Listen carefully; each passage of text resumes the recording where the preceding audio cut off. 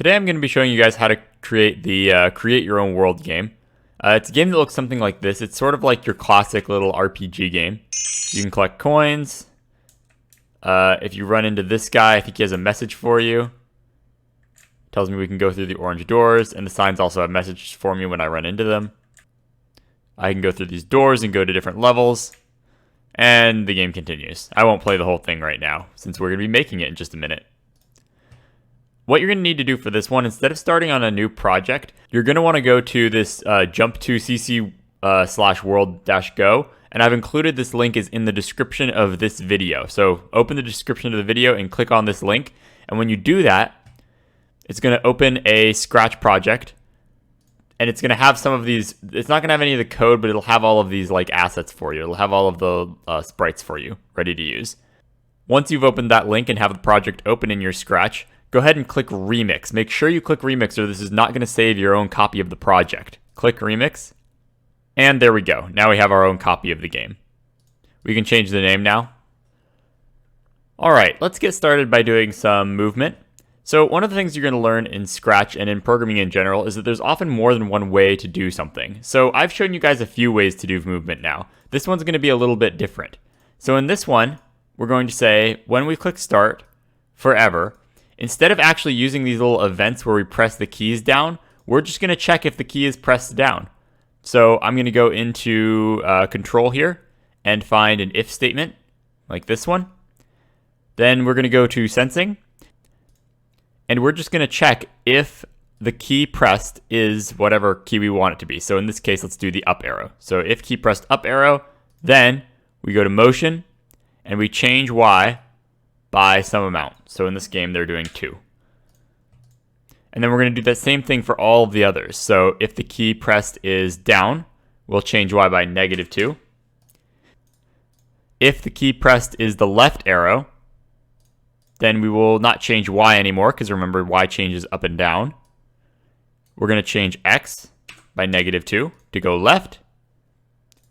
And we're going to change the right arrow by +2 to go right. Now if we click Start, we have another moving system. They're all a little different from each other. One of the problems we have in this game right now is that this little gray line here is supposed to block us. It's supposed to be like a wall. But if I just run into it, I can go straight through it. So we need to code some way of preventing us from moving through these walls. The way we're going to do that is we're going to add another if statement inside of each one of these. So here, let me show you how we're going to do this in just one of them, just in the up arrow key. So how this is going to work is we're going to leave the code that we already have, but we're going to go back into Control and grab another if statement.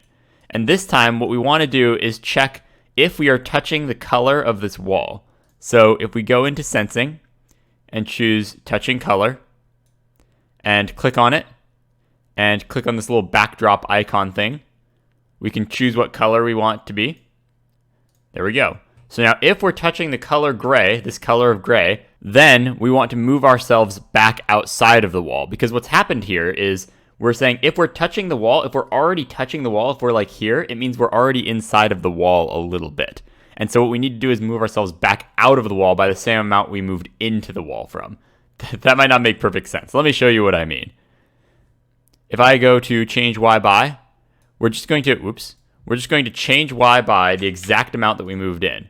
So if I click Start and I move up into the wall, it's going to move me right back down. As soon as I get into the wall, it's going to move me those -2. It's going to undo that action I just did of moving into the wall. All right. So I go here, I'm in the wall, and then it moves me immediately back out of the wall. So you can't see that I was ever in the wall. We're going to do that same thing for the rest of these.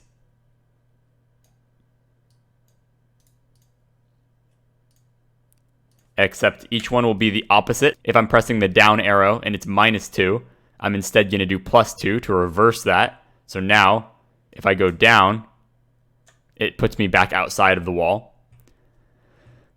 And we'll be doing something similar for the X's, but of course now we'll need to change X by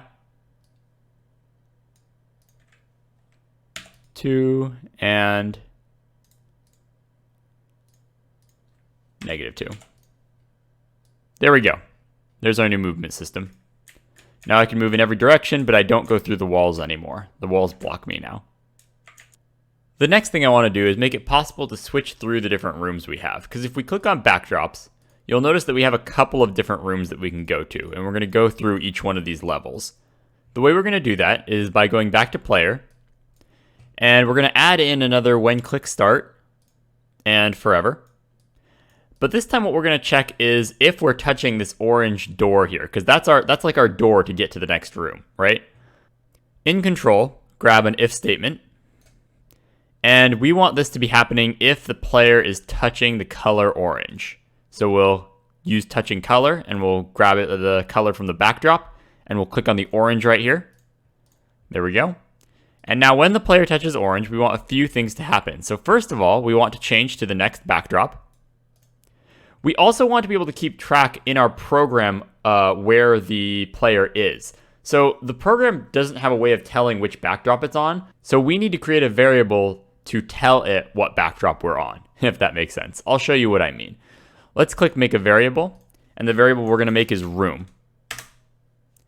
This room variable is going to be set to 0 when we start. And then every time we go through a door, we change the room number by 1. The other thing we need to do is when the player reaches this orange door, right now what's going to happen is it'll switch to the next backdrop, which is this one. But the player will stay right over here, right at the very edge, right? Because that's where he was before. Changing the backdrop doesn't change where the player is located, right? It keeps him where he is. We don't want him to go through this door and then immediately be here in the next level so he can just go through the next one. He's supposed to start at the yellow one, right? Same thing here. He would just start having beaten the whole game. So what we need to do is also reset the player's position when we go through a door. And we're going to do that in motion with the command go to location. And the location we want to go to is -200x. That's right over here somewhere. And 0y, which is right in the middle. So it'll reset him to right about back here. I should also have him reset to that spot in the very beginning of the game. So when we click start, we'll set him back to -200. We will also make sure that when we click start, we reset the room to room 1. Now if I click start, there we go. He's back here. And if I go through one of these doors, there we go. Let's also make it possible to change our rooms in reverse. So if we go to this little yellow door, we can go back to the room we were just in. To do that, I'm going to copy the code here. But instead of orange, we're going to choose the yellow door. Now that we're going backwards, though, we're not going to go to the next backdrop. We're going to go to the previous backdrop. So you can go over here to switch backdrop to and choose previous backdrop. We also now don't want to go to -200x because that's on this side. We want to go to the other sides. So we'll go to 0y and +200x. And we also don't want to change the room number by +1. We want to change it by -1 because we're going back one room. Now when I go through the yellow door, we end up back in the room we were in before. Great. Now it would also be nice if we could have the signs actually tell us how to play the game like they did in the example that I showed right at the beginning. But we have a few issues here. This sign should only be in one room, right? It's only in this room. It's only in room 0 here. But if I go to the next room, look, it's still there. Everything is still there. Nothing changed.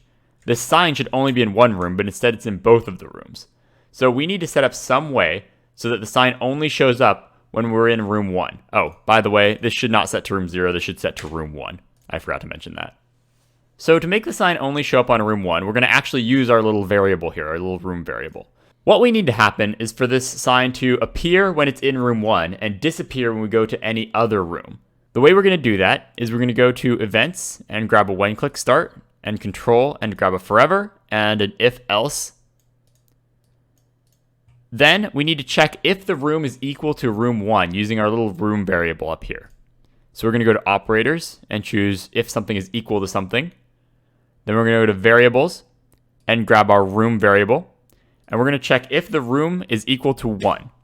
Now, if it is equal to 1, then we want to show this because it's supposed to be in room 1. So if I go to looks and scroll down to show, we show it if it's in room 1. Otherwise, if we're not in room 1, it shouldn't be there. It should be hidden. So we'll choose hide.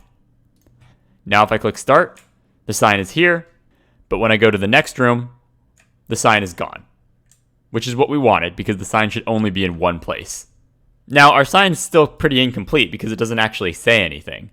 So let's add in a little more code. Let's grab the when click start, and we'll grab another forever loop. And this time we're gonna use another if else, but this time what we're gonna do is check if we are touching the player. So if you go into sensing and choose touching player, if we're touching the player, we want it to say something. So we'll go to looks and choose say, and then you can put whatever message you want here. I'll use the tutorials text.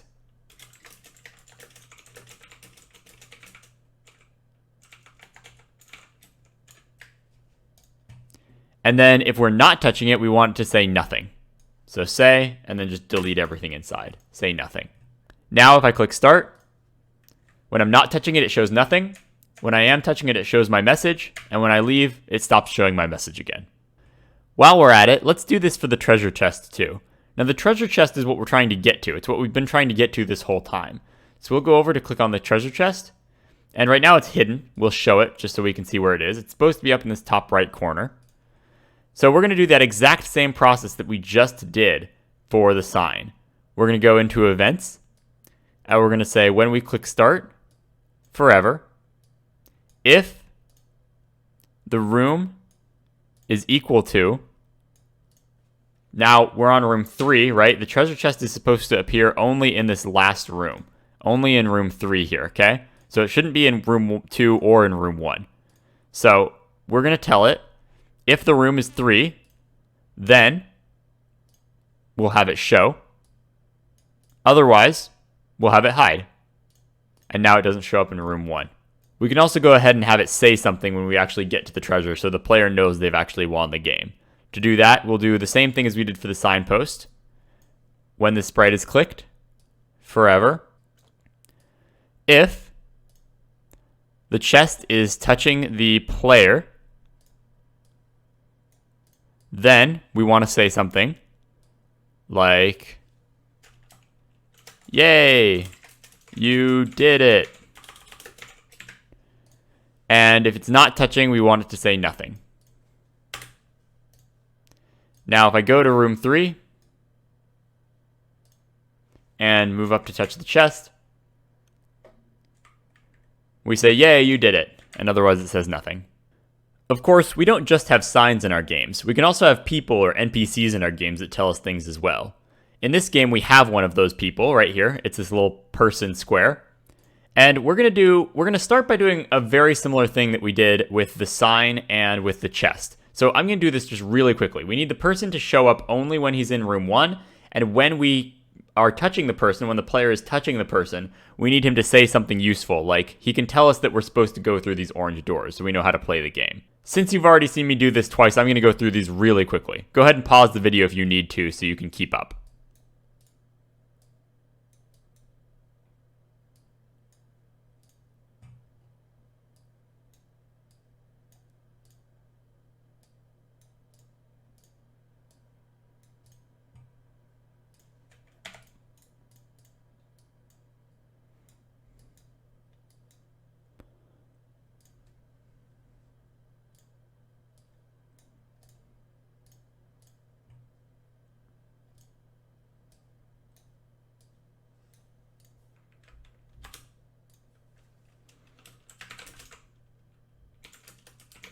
There we go. Now we can also have the NPC walk around a little bit because unlike a sign, he probably moves. In one of these forever loops, we can throw in something like move 1. But we don't want him to just move 1 forever, right? Because eventually he'll hit the edge and just stop there forever. So let's have him bounce if he's on the edge. If on edge, bounce. Now, when we click start, we have a little person NPC. And if we go over to him, he'll tell us that we can walk through the orange and yellow doors while we're touching him. Great. The next thing I want to add into the game is the enemy. So we have an enemy right here. He's hidden right now. So we'll click show on him. And the room he's supposed to be in is this second room right here. He's supposed to move back and forth right here. So we're going to add the code to do that. To start out with, we need to go to the enemy and have him show up only when he's in room 2. So once again, this is exactly like what we've done before.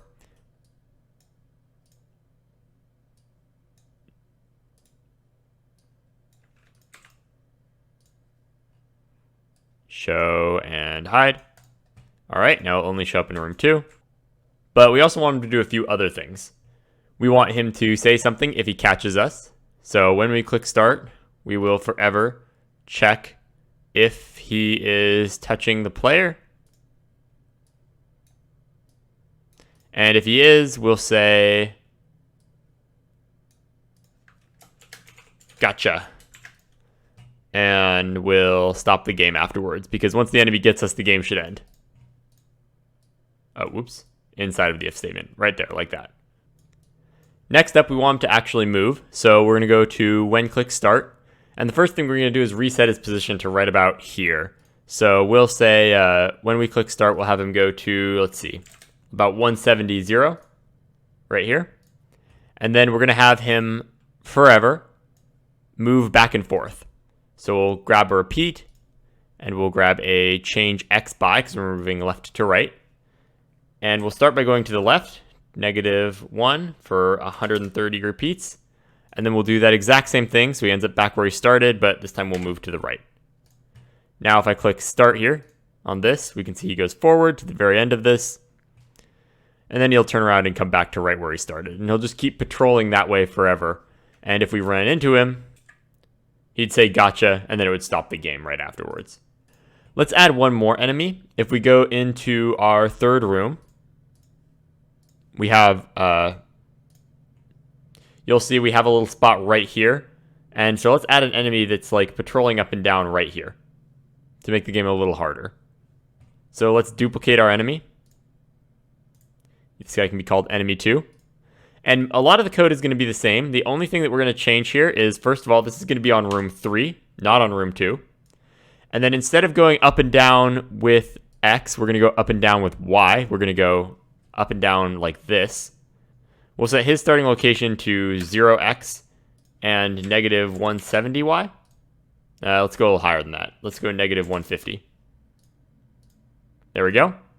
Actually, let's go a little lower than that. Let's go -160. All right. And then we want him to go up and down now. So we'll change his Y by 1 to go up. And we'll change it by -1 to come back down. Now we see he patrols up. And then he'll turn around and come back down. Great. Let's test that out real quick. And then we have our second enemy here moving up and down. And we'll let him run into us just to make sure everything works. Perfect. Says gotcha, stops the game. Let's add some code for the coins in this game. So on the coin tab here, we're gonna choose which room it starts in. So just like we've done a million times now, we'll go to when we click start, forever. If we are in the, let's put this on room 1. So if room equals 1, then we will show it. Otherwise, we will hide it. And then let's click start real quick. So there it is. Next, we're going to make it possible for the player to collect the coin.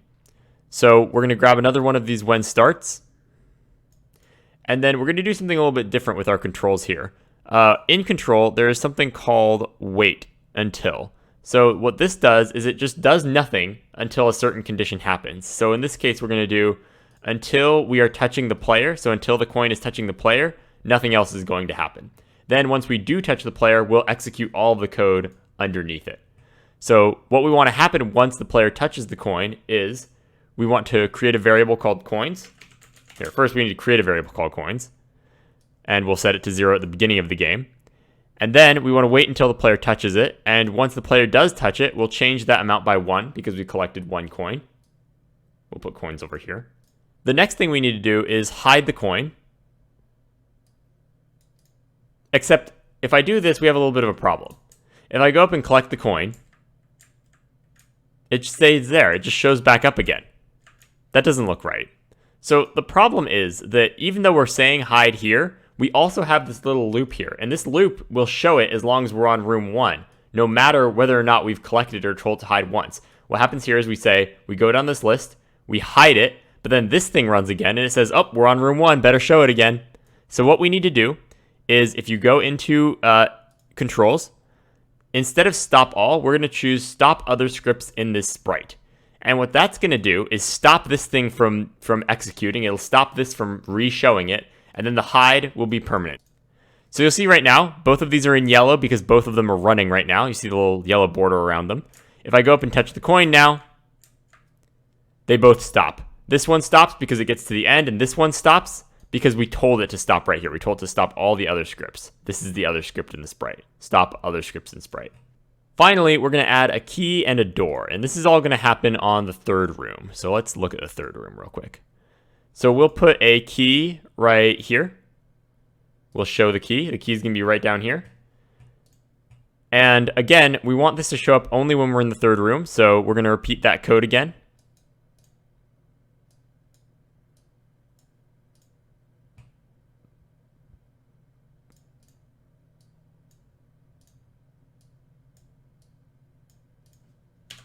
For room 3.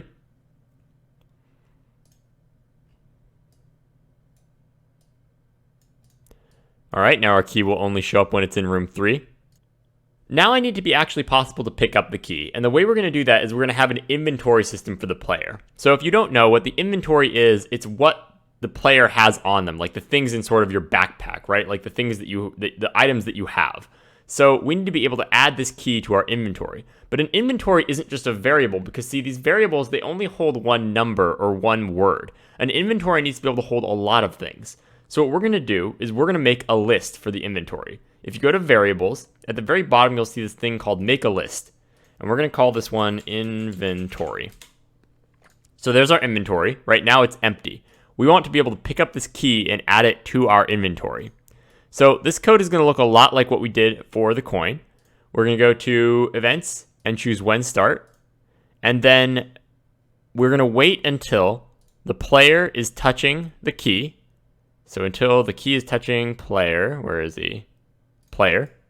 Then what's going to happen is we're going to, in your under inventory, there's going to be a list of things you can do, like instructions. So what we're going to do is we're going to add a key to our inventory when we're touching the player. We're also going to have it stop other scripts in sprite. Just like with our coin, we need it to not show back up again after we collect it. So we're going to choose stop other scripts in sprite and put it right here. And then finally, we're going to hide the key because now it's in our inventory. We don't have it anymore. So you'll see what happens if I do this. Here, once our enemy moves out of the way. I touch the key. And now look, in my inventory, there's a key and it's off of the world. Now I have it. It's in my inventory. Now that we can collect the key, let's make it actually useful for something. Let's add a door to our little treasure room here. So if we go over to the blue door here, we can click show for it to show up.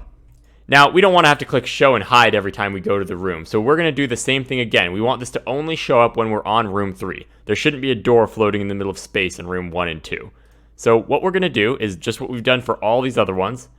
When we click start, forever, if the room is equal to room 3, because we're on room 3, we will show it, and otherwise we will hide the door.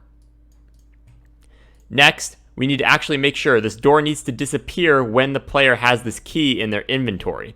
So the way we're going to do that is by going to, when we click start, we're again going to use this wait until.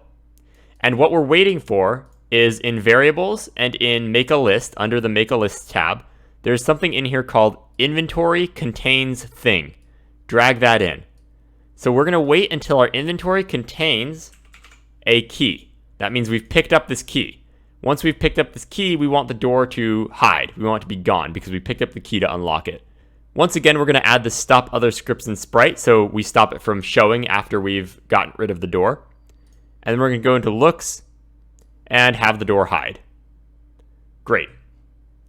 So you might notice right when the game starts off that my inventory is kind of big and takes up a lot of my screen. So You can make it smaller by clicking on it, and then if you put your mouse over this little 2 lines here, you can make it smaller. So I'm gonna make it very small. I'm gonna put it like right here at the bottom of the screen, so that we can see it, but it's kind of out of the way, like that. There's also one other thing we need to do. When the game starts, we want the inventory to be empty. So when we click start, we're going to delete everything in the inventory. Let's restart the game one more time. All right, now let's play test it. So we can go up and pick up the coin. We can go over to the sign and it will tell us to get the treasure chest. We can talk to this little NPC guy and he'll tell us that we can go through the orange doors.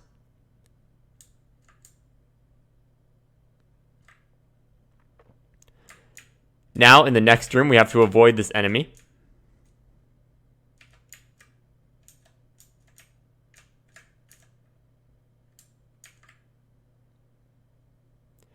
And then we have to get the key to finish the game. Once we collect the key, the door disappears, and we have a key in our inventory. And now we can walk through here and collect the treasure chest. There you go. That's how you do the create your own world game. There's a lot of things I didn't add. For instance, we could have added sound effects for collecting the keys and the coins. We could have added sound effects for the enemies. We could have added sound effects for the player. So adding sound would be a great next step for this. You could add music to the background too. You could add more enemies, more people, more signs. You could have more rooms after this. You could have different keys. You could have a blue key and a red key, and they would open like the blue door and the red door and different things. So feel free to try out all of that stuff. And I hope you have fun making this game.